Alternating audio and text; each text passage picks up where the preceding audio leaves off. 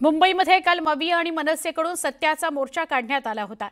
दरम्यान या मोर्चाला पोलिसांनी परवानगी नाकारली, त्यामुळे विनापरवानगी मोर्चा काढणं आयोजकांना भोवलं।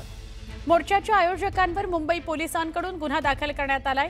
प्रतिबंधात्मक आदेशाचं उल्लंघन केल्याचा ठपका ठेवण्यात आलाय।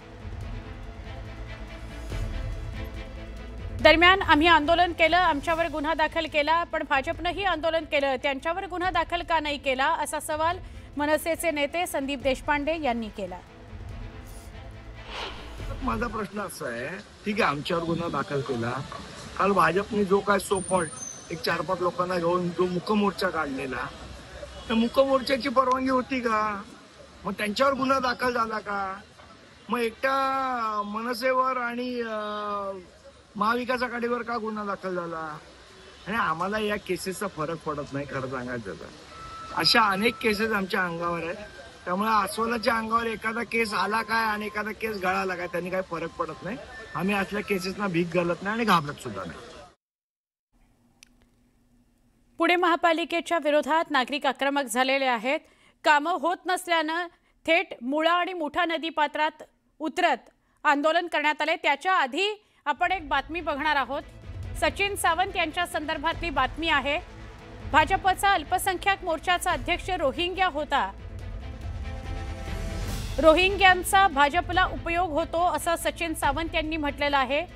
काँग्रेसचे नेते प्रवक्ते सचिन सावंत यांनी भाजपवर गंभीर आरोप केलाय।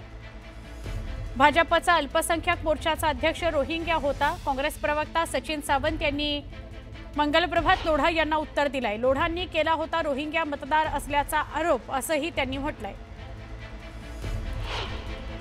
लोढा म्हणतात की काँग्रेसचे आमदार असलम शेख आणि अमीन पटेल यांच्या मतदारसंघामध्ये 5000 पेक्षा जास्त बांगलादेशी आणि रोहिंग्या आहेत। अरे बाबा मंगलप्रभातजी, सरकारमध्ये कोण आहे? तुम्हाला या बांगलादेशींना त्यांच्या घरी पाठवण्यासाठी, त्यांच्या देशी पाठवण्यासाठी रोखलं कोणी? हे विसरलात का की भारतीय जनता पक्षाचा अल्पसंख्याक मोर्चाचा एक अध्यक्ष हा बांगलादेशी निघाला होता आणि या बांगलादेशी आणि रोहिंग्याबद्दल तुम्हालाच अधिक प्रेम आहे, कारण त्यांचा उपयोग तुम्हाला ध्रुवीकरणाच्या अजेंडासाठी करता येतो। आता बातमी आपण पुण्याची बघतोय। पुणे महापालिकेच्या विरोधात नागरिक आक्रमक झाले। कामं होत नसल्यानं थेट मुळा मुठा नदी पात्रात उतरत नागरिकांनी आंदोलन केलं। नदीच्या पाण्यात उतरत नागरिकांनी आंदोलन केलं। पुण्यातील शेवाळेवाडी या परिसरात विकास कामं होत नसल्यानं नागरिक संतापले। वीज, रस्ते, पाणी आणि इतर नागरी सुविधा मिळत नाहीत, त्यामुळे नागरिकांनी पाण्यात उतरून आंदोलन केलं। शेवाळेवाडी परिसरात महापालिकेकडून दुर्लक्ष होत असल्याचा नागरिकांचा आरोप आहे।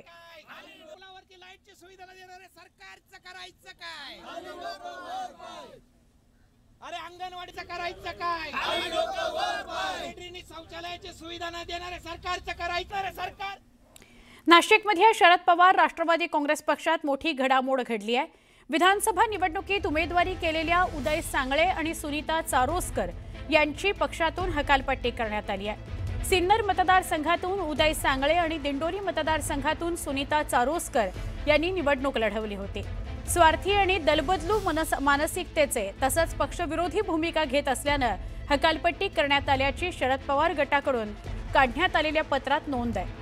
हे दोन्ही पदाधिकारी भाजपमध्ये प्रवेश करणार असल्याच्या चर्चा पूर्वीपासूनच होत्या, त्यामुळे पक्षातून हकालपट्टी करण्यात आल्याची चर्चा आहे।